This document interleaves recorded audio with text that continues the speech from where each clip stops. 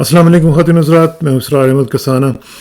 बड़ी important developments चल रही हैं ख़ास तौर पे सुप्रीम कोर्ट के हवाले से, और हम देख रहे हैं कि एक डिफाइंस जो है वो हमें नज़र आ रही है गवर्नमेंट की तरफ से, और वो उन्होंने तय कर लिया हुआ है कि उन्होंने सुप्रीम कोर्ट के ऑर्डर्स को नहीं मानना, और उसके लिए फिर डिली डैलिंग हो रही है। मुख्तलिफ आइन बाइशाएँ का जो अमल है वो आप देख रहे हैं, और यूँ लग रहा है कि जैसे वो चाहते हैं कि कुछ ना कुछ उनके साथ हो जाए और वो सियासी शहीद बन जाएं, या जो भी उनका एक प्लान है। लेकिन एक डिफाइंस है, ये कहाँ पे लेके जाएगी, मुल्क के लिए कितना इसमें नुकसान है, क्या हो सकता है, इसका भी ज़रा तजिया करेंगे। और ये देखेंगे कि मुख्तलिफ जो डेवलपमेंट्स हो रही हैं उनका अहाता करने की कोशिश करेंगे। ख़ास तौर पे एक डेवलपमेंट जिसके ऊपर मैं बात करना चाहूँगा वो ये हुई है कि सुप्रीम कोर्ट के चीफ जस्टिस और दीगर जस्टिस के साथ मुलाकात हुई है DGISI की और DGMI की और सेक्रेटरी डिफेंस की। ये डॉन ने रिपोर्ट किया है, वो भी आपको दिखाएंगे और देखेंगे कि इसके ऊपर क्या इम्पैक्ट पड़ेगा ओवरऑल सिनेरियो पे। इन तमाम अमूर पे गुफ्तगू करने के लिए आज हमारे साथ मौजूद हैं लाहौर से जनाब डॉक्टर फरीद मलिक साहब। उनसे बात करेंगे और उनसे पूछेंगे कि वो इस हवाले से क्या सोचते हैं, क्योंकि मुझे थोड़ा सा लग रहा है कि जैसे उनका जो सिग्नल है वो थोड़ा सा मुझे वीक लग रहा है, मुझे वीडियो उनकी नहीं आ रही है। डॉक्टर साहब, मैं आपसे गुजारिश करूँगा कि आप इसको दोबारा करके तो इसमें आप आएँ और मैं फिर आपको दोबारा लेता हूँ। और ये जो सिग्नल्स के इशू तो हो जाते हैं ना, तो ये आज हमने असल में बात क्या करनी है। बात हमने एक तो सिनेरियो, जो करंट सिनेरियो है इसके ऊपर बात करनी है। दूसरा हमने बात करनी है कि जो आपको याद होगा कि इफ्तिखार आरिफ साहब का एक दफ़ा मैंने इंटरव्यू भी किया था, तो इफ्तिखार आरिफ साहब ने उसमें अपनी एक नज़म जो थी 12वां खिलाड़ी वो सुनाई थी, और वो बड़ी ज़बरदस्त नज़म है। और उस हवाले से आज हमने थोड़ी सी बात करनी है कि 12वां खिलाड़ी जो है वो क्या है, उसमें क्या क्या चीज़ें हो सकती हैं। और ये अभी तक डॉक्टर साहब जो हैं वो नहीं आ पा रहे हैं, तो कुछ प्रॉब्लम लग रही है उनके सिग्नल में। तो मेरा ख्याल है कि इसको हम फिर अभी से इसको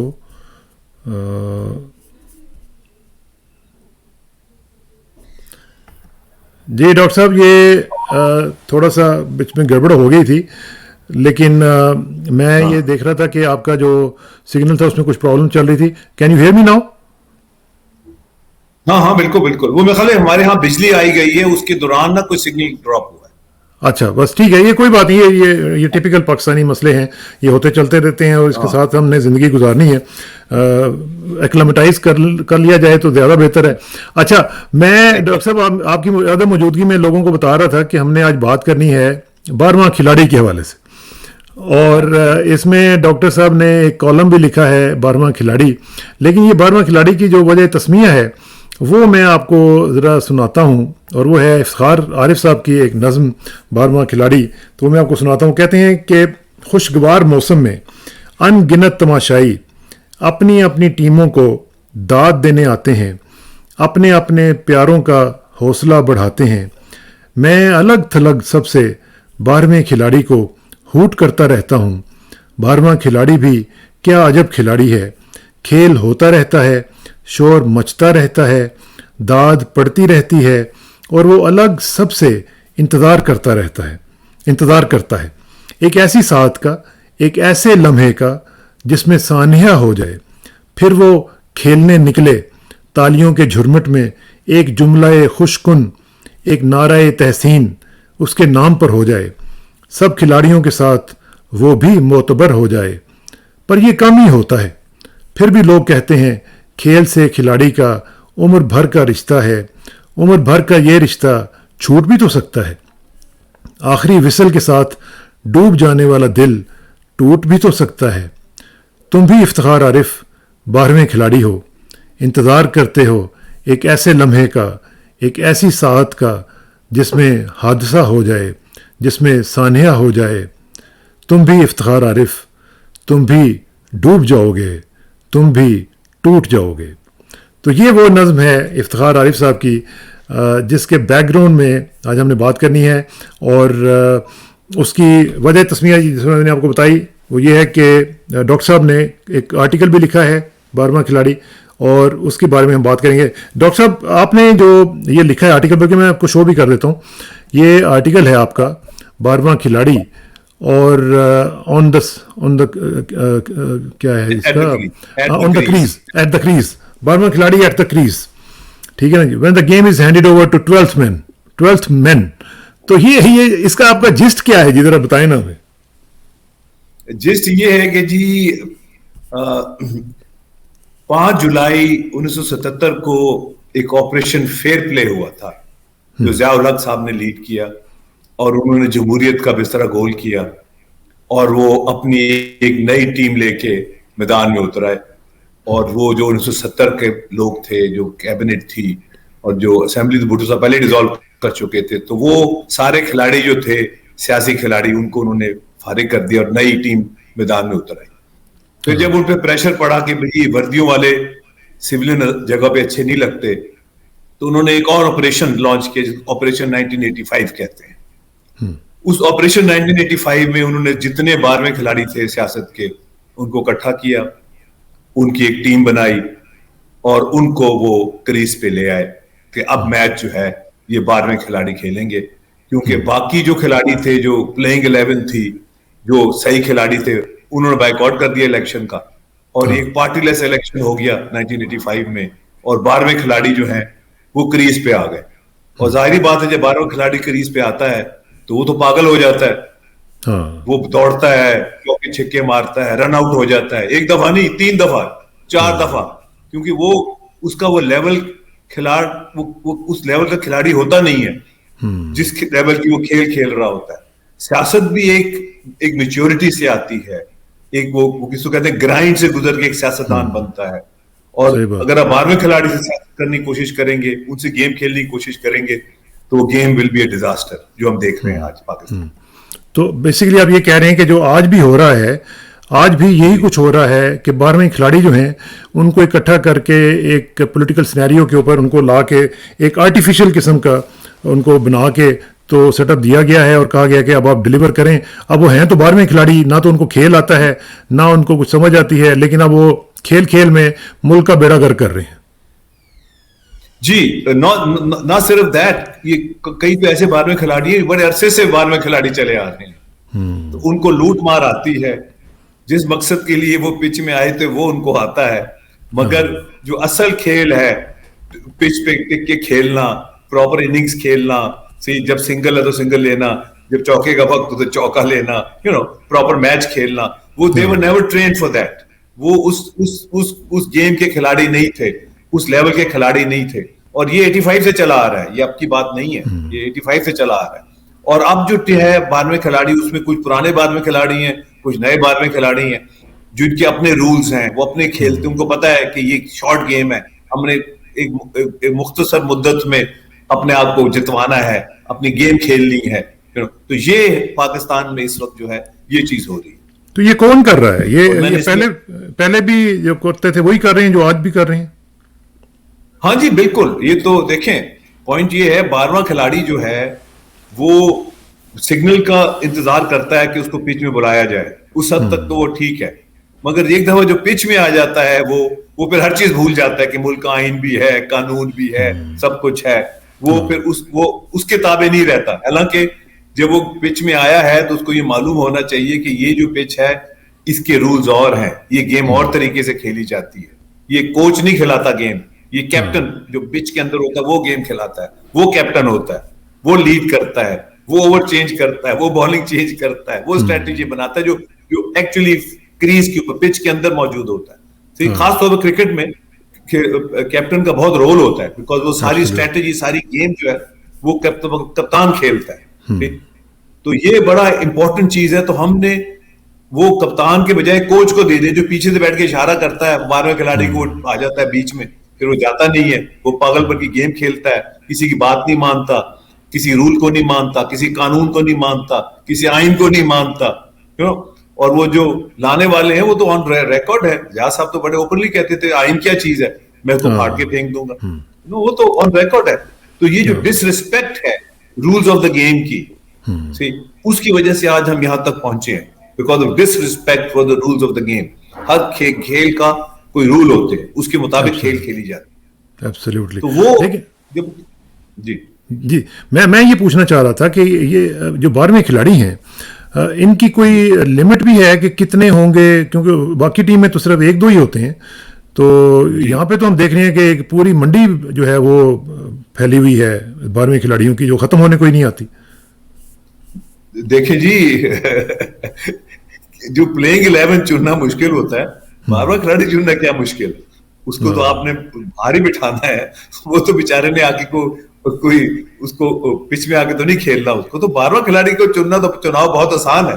اصل تو چیز ہے 11 کھلاڑی جنہوں نے گیم کھیلنی ہے ان کا چناؤ، اس کے لیے میرٹ بڑا امپورٹنٹ ہے. ان کی بیک گراؤنڈ، ان کے ڈاکٹر صاحب یہ جو میرٹ کی آپ بات کر رہے ہیں، جو میرٹ کی آپ بات کر رہے ہیں، آپ نے اسی آرٹیکل میں آپ نے جنرل عتیق الرحمان صاحب کو کوٹ کیا ہے جنرل گریسی کے حوالے سے. تو وہ انہوں نے کیا کہا تھا کہ انہوں نے کہا کہ we are living now, you will destroy these institutions built by us including the army. جی تو کیا کیوں انہوں نے کہا تھا؟ یہ 12ویں کھلاڑیوں کی وجہ سے کہا تھا انہوں نے؟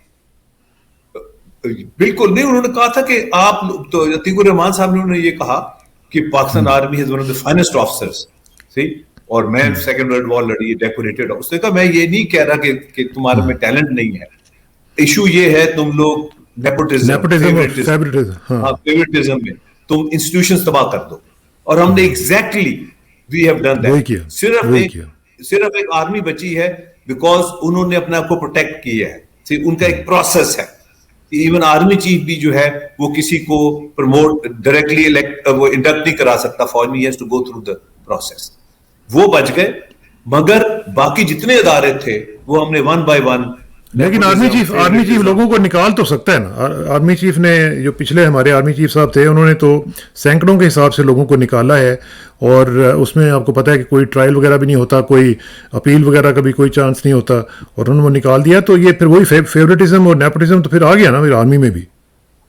وہ کچھ حد تک آئی ہوگی، مگر وہاں بھی I think without due process نہیں ہوتا. ان کا جو اپنا پروسیس ہے وہ پھر بھی فالو کیا جاتا ہے ٹو سم ایکسٹینٹ. اب وہ کس ایکسٹینٹ پہ ہے وہ مجھے نہیں معلوم، بیکاز وہ سم ایکسٹینٹ ہی ہے، پھر وہ زیادہ بڑا ایکسٹینٹ نہیں ہے. اب اسی کی وجہ سے ہم دیکھ رہے ہیں کہ اس میں مسائل جو ہیں وہ کریٹ ہو چکے ہوئے ہیں. لیکن یہ جو انسٹیٹیوشنز ہیں، یہ جنرل گریسی کی بڑی امپورٹنٹ بات ہے، اور میرا خیال ہے کہ اس کو ہمیں وزن دینا چاہیے، کہ جس کی وجہ سے ہمارے تمام انسٹیٹیوشنز، آپ دیکھ لیں پولیس کو دیکھ لیں، آپ باقی فورسز کو دیکھ لیں، آپ یعنی یو نیم اٹ، کسی بھی آپ جگہ پہ چلے جائیں تو میرٹ نام کی تو کوئی چیز ہے کوئی نہیں. ایک بلیٹنٹ وائلیشن آف میرٹ جو ہے وہ ہم دیکھتے ہیں سلیکشن میں، پھر آپ کی جو پروموشنز ہیں ان کے اندر، ہر طریقے سے. تو جس کی وجہ سے ہم نتیجہ یہ دیکھتے ہیں کہ پورے کا پورا جو سسٹم ہے ایک نان فنکشنل بن جاتا ہے اور آ کے اسٹینڈ اسٹل ہو جاتا ہے. تو پھر وہ ڈلیور کیا کرے گا؟ بالکل ٹھیک ہے. دیکھیں، پہلی تو چیز یہ ہے کہ لائلٹی ٹو دی انسٹیٹیوشن، یہ بہت امپورٹنٹ ہے. Loyalty to the institution means loyalty to the nation, loyalty to the country. ہمارے ہاں لائلٹی ٹو دی انسٹیٹیوشن بھی نہیں ہے. جب لائلٹی ٹو دی انسٹیٹیوشن نہیں ہوتی تو لائلٹی ٹو دی نیشن نہیں ہوتی، اور loyalty to the nation loyalty to the country نہیں ہوتی. میں جب سائنس فاؤنڈیشن میں بھی تھا تو میں نے جب ان کا ریویو کرنی شروع کی، جو اینوئل کانفیڈینشیل رپورٹس ہوتی ہیں، پرفارمنس رپورٹس ہوتی ہیں، سب کی بڑی اچھی، ہر ایک کی رپورٹ اچھی. تو میں بڑا حیران ہوا، کیونکہ میں نے باہر بھی کام کیا ہوا تھا. میں بڑا حیران ہوا، میں نے ان کو بلایا ہیڈ آف دی ڈپارٹمنٹس کو. میں نے کہا یار یہ کوئی ناسا ہے، کوئی اسٹیٹ، کوئی بڑا اسٹیٹ آف دی آرٹ ادارہ ہے کہ یہاں ہر بندہ ایک اسٹار پرفارمر ہے. یہ میں نے زندگی میں کبھی نہیں دیکھا. کچھ لوگ ابو ایوریج ہوتے ہیں، کچھ ایوریج ہوتے ہیں، کچھ لو ایوریج ہوتے ہیں.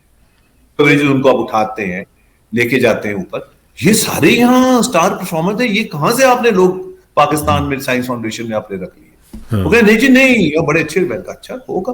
میں نیا گیا تھا تو وہ 4-5 مہینے کے بعد مجھے ایک افسر کی شکایت آ گئی، اور بڑی سیریس شکایت تھی. تو وہ میں نے ان کی اے سی آر بھی نکلوا لی اور شکایت بھی ٹیبل پہ رکھ کے ان کے ہیڈ آف دی ڈپارٹمنٹ کو بلایا. میں نے کہا جی یا تو یہ اس کا اے سی آر ٹھیک نہیں ہے، ان کی اینوئل کانفیڈینشیل رپورٹ ٹھیک نہیں، یا یہ شکایت ٹھیک نہیں. یہ کس طرح ہو سکتا ہے؟ ایک افسر کی آپ نے اتنی اچھی رپورٹ دی ہے، ساتھ آپ اس کی شکایت کر رہے ہیں کہ جس کا ایٹیٹیوڈ ایشو ہے، کام نہیں کرتا، لیٹ آتا ہے، وقت پہ نہیں آتا، ایبسینٹیز ہے، یہ ہے وہ ہے. میں نے کہا why is it not reflected in the A C R? اس نے کہا جی وہ تو اس کے کیریئر کا سوال ہے، وہ تو میں نہیں کچھ کر سکتا، اس کے کیریئر کو تو میں نے پروٹیکٹ کرنا ہے. تو میں نے کہا آپ نے ادارے کو نہیں پروٹیکٹ کرنا؟ اگر یہ شخص کل کو چیئرمین بن گیا اس فاؤنڈیشن کا تو اس ادارے کا کیا کرے گا؟ یہ سب 12ویں کھلاڑی اکٹھے کر لے گا. یہ سارے لیٹ آنے والے، سارے وقت پہ دفتر نہ آنے والے، ایبسینٹیز کو بھی اکٹھا کر لے گا اور ادارے تباہ ہو جائیں گے. اور ہم نے ایگزیکٹلی یہ کیا. اچھا پھر ایک اور چیز بڑی ہے, خاص طور پہ جو لوگ رورل ایریا سے آتے ہیں ان کی ایک بھائی بنتی بہت ہوتی ہے. آپ جہاں ایک اگر آپ کا آفسر ہوگا نارووال سے تو سارے نارووال ہی بھرتی کر لے گا. تو میں نے ایڈمن آفسر کو بلایا, میں نے یار یہ سارا ٹیلنٹ نارووال میں ہے اور کہیں نہیں ہے ٹیلنٹ, یہ مطلب یہ لاہور بھی ہے, کراچی بھی ہے گورنمنٹ, تو یہ سارے نارووالی ہیں اکٹھے ہوئے. تو اس ملک میں آج کے جو حالات ہیں اس میں میرٹ امپوز کرنا بہت مشکل ہو گیا ہے, آلموسٹ امپاسبل ہو گیا ہے. اگر میرٹ کو امپوز کرنے کے لیے بھی آپ کو اپنی جان جوخم پہ لگانی پڑتی ہے اور اس مافیا کو ڈیل کرنا پڑتا ہے جو انشور کرتا ہے کہ میرٹ پہ کوئی نہ آئے. میں اگلا سوال یہی کرنے لگا تھا, جو آپ نے ورڈ ابھی یوز کیا ہے مافیا کا, تو کیا جب یہ 12ویں کھلاڑی جو ہیں جب یہ اکٹھے ہو جاتے ہیں تو پھر یہ مافیا کی شکل اختیار کر لیتے ہیں؟ بالکل, کیونکہ پرفارمنس نہیں ہوتی نا. دیکھیں جی مافیا وہاں آتا ہے جب رولز آف دا گیم نہ ہو, پرفارمنس نہ ہو, اور آپ نے بدماشی سے ایک اپنا مخصوص ایجنڈا امپلیمنٹ کرنا ہو, اس کے لیے پھر آپ کو مافیا چاہیے ہوتے ہیں. تو یہ پھر سارے جو مافیا ہیں یہ اسلام آباد کے ارد گرد, اور اس میں بیوروکریسی کا بہت برا رول رہا ہے پاکستان. انہوں نے اس مافیا کو کنٹرول کرنے کی کوشش نہیں کی. یہ خود مافیا بن گئے نا جی, تو خود مافیا تھا بالکل. اور جو آئینی جو پروویژنز تھیں ان کو بھی فالو نہیں کیا. یہ نکال کے کہیں سے 1970 کا کوئی ایکٹ لے آتے ہیں, کوئی 1935 کا ایکٹ نکل لے آتے ہیں, کوئی فلانا لے آتے ہیں جب ان کو سوٹ کرتا ہے. تو ہم نے جو گیم کھیلنے کے لیے 73 کا ایک آئین بنا تھا اور ایک کانسٹیٹیوشن بنا تھا, اب ساری گیم اس کے مطابق ہونی چاہیے تھی, مگر وہ 50 سال میں نہیں ہوئی. اور جو کوشش کرتا ہے وہ گیم کھیلنے کی اس کے مطابق اس کو یا تو ہٹایا جاتا ہے یا تنگ کیا جاتا ہے. اور میں ہمیشہ سے کہتا ہوں کہ the enemy is with in, کیونکہ میں اندر بھی رہا ہوں سسٹم میں اور میں سسٹم کے باہر بھی رہا ہوں, اور ہم نے یہ ریکگنائز کرنی ہے کہ اینمی ود ان کون سی ہے, اور اس کو جب تک ہم ڈیل نہیں کریں گے ہمارے لیے آگے جانا جو ہے یہ بہت مشکل ہے. ڈاکٹر صاحب اس میں جو ایک چیز بڑی امپورٹنٹ میں فیل کرتا ہوں وہ یہ ہے کہ جو ہمارے ادارے ہیں جہاں سے یہ نرسریز نکلتی ہیں, یعنی جہاں سے ان کی ٹریننگ ہوتی ہے, فار ایگزامپل بیوروکریٹس کے لیے سی ایس ایس کی جو سول سروسز اکیڈمی ہے, دوسرے ہیں اسٹاف کالج ہے, اسی طرح پی ایم اے ہے, دوسرے جو لوگ ہیں, یہ وہاں پہ مجھے لگتا ہے کہ دیر is something seriously flawed, اور بہت ہی میں سمجھتا ہوں کہ جو انہیرنٹ پرابلم ہے وہاں سے اکٹھا ہوتا ہے کہ وہاں پہ دیکھیں نا, یہ فار ایگزامپل یہ ویسٹرن کنٹریز میں اسکولوں میں ہی کانسٹیٹیوشن کے بارے میں بتانا شروع کر دیا جاتا ہے کہ کانسٹیٹیوشن کیا ہے, اس کی امپورٹنس کیا ہے اور اس کی سینکٹٹی کیا ہے. ہمارے یہاں نہ تو دین کے بارے میں بتایا جاتا ہے, نہ اخلاقیات کے بارے میں بتایا جاتا ہے, نہ ہمارے ہاں کانسٹیٹیوشن کے بارے میں سینکٹٹی کے بارے میں بتایا جاتا ہے. حلف اٹھایا جاتا ہے کہ آپ نے اس کے خلاف نہیں جانا, اور وہی اس کے خلاف چلے جاتے ہیں. تو یہ اس کا مطلب ہے کہ جو ہمارا پروڈکٹ جہاں سے ڈیولپ ہو رہا ہے there is something seriously wrong there, تو وہ اس کو نہیں فکس کرنا چاہیے ہمیں. 12ویں کھلاڑی پیدا ہی ہونے بند ہو جائیں. بالکل, میں آپ سے بالکل متفق ہوں. اور میرے جو دوست ہیں جو ریٹائرڈ آرمی آفسرز ہیں, یہ ریٹائرڈ بیوروکریٹس ہیں, پی ایم اے کا ہر کیڈٹ جو ہے وہ اوتھ لیتا ہے کہ میں کانسٹیٹیوشن کو پروٹیکٹ کروں. میں نے ان سے پوچھا تم نے پڑھا کبھی کانسٹیٹیوشن, تم نے کبھی کانسٹیٹیوشن دیکھا ہے؟ کوئی پی ایم اے میں کلاس ہے کانسٹیٹیوشن کی جہاں کانسٹیٹیوشن کے سارے کلازز ڈسکس کیے جائیں, تمہیں بتایا جائے کہ کانسٹیٹیوشن کیا ہے؟ ٹھیک ہے تم کانسٹیٹیوشن کو ڈیفینڈ کرو گے, مگر تم کانسٹیٹیوشن کو ڈیفینڈ کرو گے, تم تو آرمی میں تو ڈسپلن ہوتا ہے ود رینکس, وہ کہنا رینکس کا مانتے ہیں. ایک بڑا انٹرسٹنگ ہوا واقعہ کہ وہ اسرائیل میں رابین صاحب ان کے پرائم منسٹر تھے, یاسر رابین. اسرائیل میں زیادہ تر جو پرائم منسٹرز ہیں وہ آرمی سے آتے ہیں مگر ڈیو پروسیس کے تھرو آتے ہیں.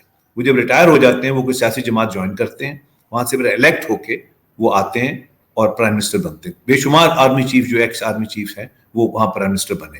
رابین صاحب بھی واز ون آف دیم. تو ان سے کسی نے پوچھا کہ جی اسرائیل میں مارشل لاء نہیں لگا, حالانکہ اسرائیل تو بغیر فوج کے ایک دن بھی زندہ نہیں رہ سکتا. اسرائیل کی تو ٹیریٹوریل انٹیگریٹی فوج ہی مینٹین کرتی ہے, سارا کچھ وہ کرتی ہے, سارا کچھ, مگر یہاں مارشل لاء کیوں نہیں لگا؟ اس نے کہا جی مارشل لاء اس لیے نہیں لگا کہ یہ جو ہے یہ نیشنلسٹ آرمی ہے. اگر اس کو میں آرڈر دوں ایز آرمی چیف کہ تم جا کے پرائم منسٹر ہاؤس پہ قبضہ کرو, یہ نہیں کریں گے. یہ کہیں گے یہ ہماری ڈیوٹی نہیں ہے, ہماری duty is territorial security and integrity of Israel, not to go and capture the prime minister house.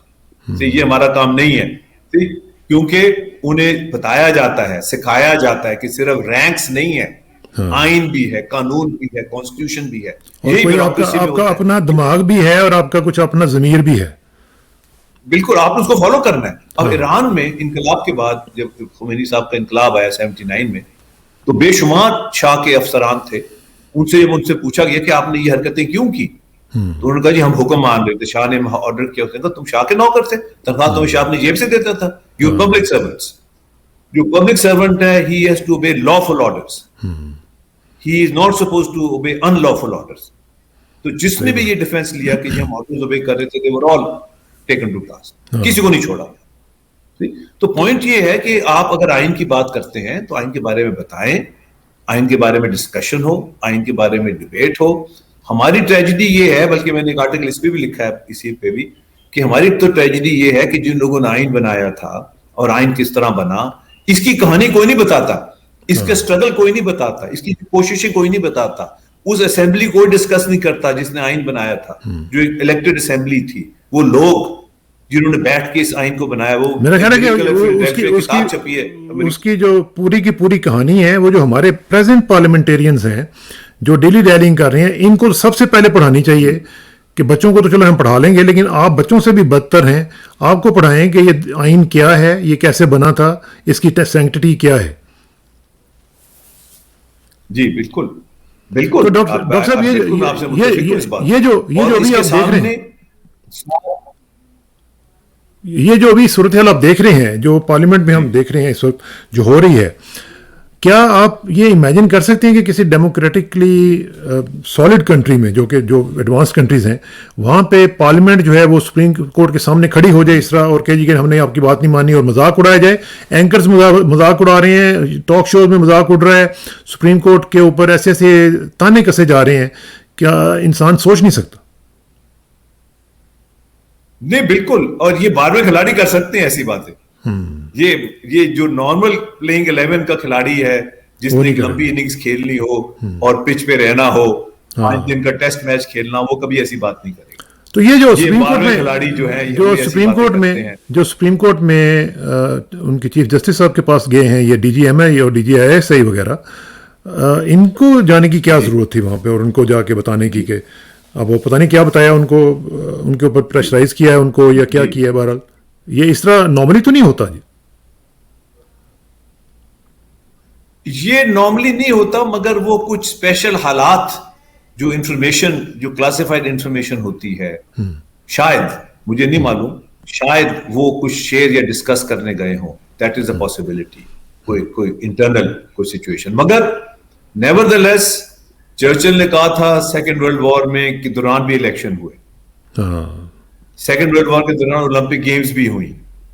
دنیا کا کاروبار نہیں رکتا, وار اور نو وار, انٹرنل سیکورٹی اور no security, election has to go ahead, because حکمرانی کا حق عوام کا ہے in a democratic elected set up. تو یہ ضرور ہے کہ تھوڑی بہت ایڈجسٹمنٹ ہو سکتی ہے چند دنوں کی, مگر اس پروسیس کو روکنا جو ہے وہ قوم اور ملک کے لانگ ٹرم انٹرسٹ. لیکن ڈاکٹر صاحب, اگر ایک سینیریو ہے کہ اگر سپریم کورٹ جو ہے وہ اپنا کوئی ڈیسیژن دیتی ہے, اور سپریم کورٹ کے پاس کوئی امپلیمنٹیشن پاور تو نہیں ہے, اگر وہ امپلیمنٹیشن کی پروسیس سے پہلے ہی اس کو یہ ڈیفائی کر دیتے ہیں, کہتے ہیں نہیں مانتے ہم, جس طرح ابھی بھی کہہ رہے ہیں, تو پھر سپریم کورٹ کے پاس کیا آپشن ہوگی, کیا بچے گا ان کے پاس کہ وہ اپنے عزت بھی بچائیں اور اپنے آرڈرز کو بھی تسلیم کروائیں؟ دیکھیں جی, اس وقت آئی ڈونٹ وانٹ ٹو سے دیٹ, مگر اس وقت یہ ہوگا, اگر اس طرح کی کوشش کی گئی تو people will come on the streets. اب وہ دور, وہ زمانہ ختم ہو گیا. یہی اسی طرح کی کوشش کی گئی تھی جب افتخار چودھری صاحب کو ڈپوز کیا تھا مشرف صاحب نے, اور کوشش یہ تھی کہ جب اپنی گاڑی میں بیٹھ کے جا رہے ہوں گے وہاں سپریم کورٹ کی طرف, تو ان کو اغوا کر لیا جائے گا, اور that will be the end of story. مگر وہ عقل مندی انہوں نے یہ کی کہ وہ گاڑی میں نہیں بیٹھے, وہ پیدل چل پڑے تھے, اور جہاں پہ ان کو پھر بال کھینچے گئے تھے, اور پھر ان کو زبردستی جب بٹھایا, ہاں جی, پھر جب زبردستی ان کو بٹھانے کی کوشش کی گئی, وہ کیمرے کی نظر میں آ گیا, سب کچھ ہو گیا. He walk to the supreme court with his wife, بیگم صاحب بھی ان کے ساتھ تھے, اور اس سے ایک موومنٹ شروع ہو گئی, لائرز موومنٹ, جنہوں نے اتنے بڑے ڈکٹیٹر کو ٹاپل کر دیا. صحیح, जो वो कभी सोच भी नहीं सकते थे कि ये भी हो सकता है। तो पॉइंट ये है कि इस वक्त सुप्रीम कोर्ट, आइन और कौम ये अलाइंड है। अब लोगों को सारी एंड गेम समझ आ गई है कि पिछले 70 साल में rule of the 1/3 over the 2/3 होता रहा है with the help of the establishment. So 1/3 plus establishment has been ruling this country. This will not happen. Now 2/3 का रूल होगा, मेजॉरिटी का रूल होगा, कानून और उसको रिप्रेजेंट करेगा इमरान खान। ये हो चुकी है। अब 1/3 का रूल नहीं हो सकता ओवर 2/3। तो मैं ये कह रहा हूँ कि उसको 2/3 है, उसको रिप्रेजेंट कर रहा है इमरान खान और सुप्रीम कोर्ट और ये जो फोर्सेज हैं उनके साथ जो है। बिल्कुल बिल्कुल एब्सोल्युटली बिल्कुल। इस वक्त तो जो 2/3 है उसका इस वक्त लीडर इमरान खान है। अभी इलेक्शन नहीं हुए, इलेक्शन होंगे तो वो और क्लैरिटी हो जाएगी, मगर इस वक्त 2/3 को इमरान खान साहब लीड कर रहे हैं। Constitution 2/3 and supreme court are standing together. लेकिन अगर डॉक्टर साहब जिस तरह इमरान खान ने कहा है, आज उन्होंने कोर्ट में भी याद कह दिया कि मुझ पे कातलाना हमला जो प्लान किया जा रहा है ईद के दिनों में और मेरे घर पे अटैक किया जा सकता है, तो अगर खुदा न खास्ता इस तरह की ये कोशिश करते हैं तो फिर क्या होगा जी? देखिए जी, जो इमरान खान ये सब कुछ कह रहे हैं और उन्होंने खुद भी कहा है, उनको भी इनसाइड इंफॉर्मेशन आती है। देखो ना, पॉइंट ये है कि उनको भी इनसाइड इंफॉर्मेशन, और वो कहते हैं मुझे आती है इनसाइड इंफॉर्मेशन। तो अब जो एस्टेब्लिशमेंट के अंदर भी लॉयल्टीज जो हैं वो शिफ्ट हो चुकी हैं। ये ग्राउंड रियलिटी है सही कि अब वो एस्टेब्लिशमेंट उस तरह यूनिफाइड एस्टेब्लिशमेंट नहीं है जिस तरह यूब खान के जमाने में judiciary, bureaucracy and army were together, एक यूनिफाइड एस्टेब्लिशमेंट थी सही। फिर जियाउल हक साहब के टेक ओवर पे भी एक यूनिफाइड एस्टेब्लिशमेंट थी। Even to some extent Musharraf साहब के टेक ओवर पे भी एक यूनिफाइड एस्टेब्लिशमेंट थी। अब वो यूनिफाइड एस्टेब्लिशमेंट नहीं है, वो एक वीकेंड एस्टेब्लिशमेंट है। तो ये जो है ये देखने वाली बात है और ये महसूस करने वाली बात है और ये सीरियस बात है। और खुदा ना खास्ता अगर उस बात पे हम निकल गए तो डिसऑर्डर बहुत ज्यादा हो सकता है सही। और उससे पहले अल्लाह करे कि नो होश के नाखून ले लिए जाएं और समझा जाए कि ये क्या चीज़ें चल रही हैं, उनको उसके मुताबिक हल करने की कोशिश की जाए। डॉक्टर साहब का बहुत बहुत शुक्रिया, इंशाल्लाह आपसे रब्ता रहेगा। और ऑर्डर हैज टू प्रिवेल, तो order has to prevail, with in the order हमने सोल्यूशन ढूंढना है, ताकि अगर खुदा ना खास्ता अगर ऑर्डर डिस्टर्ब हो गया और डिसऑर्डर आ गया तो फिर उसको दोबारा ऑर्डर करने में बहुत मुश्किलात होंगी और वो उसी से बचना चाहिए, हमें उसी से बचना चाहिए। I remain an optimist and इंशाल्लाह हम अपना पूरी कोशिश करेंगे और कि ये मामला जो है ट्रैक पे रहे और आइन और मुल्क और कौम की बालादस्ती हो। थैंक यू सर, बहुत शुक्रिया, thank you very much, C you soon इंशाल्लाह। अस्सलाम वालेकुम।